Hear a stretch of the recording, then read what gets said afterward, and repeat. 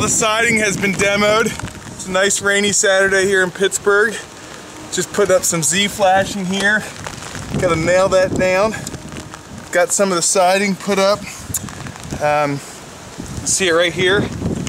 It's imitation shingle. It's pretty awesome. Things you want to watch out for when you're working on ladders in the rain are electrical accesses like that. Swinging into that could be dangerous. Fortunately, I've got a little anchor here. Got my trusty old 16-year-old Gree. Saved my life more than once or twice. Like that time my rope got chopped in half, 4th day on the North American wall, just above the Cyclops eye. It's kind of scary actually, but today's pretty freaking awesome. It's really going off rain-wise.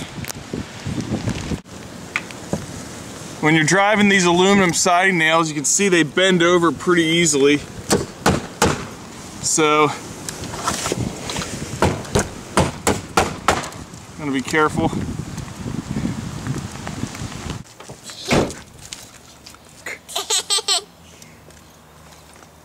Who's up on the roof over there? Daddy! Daddy!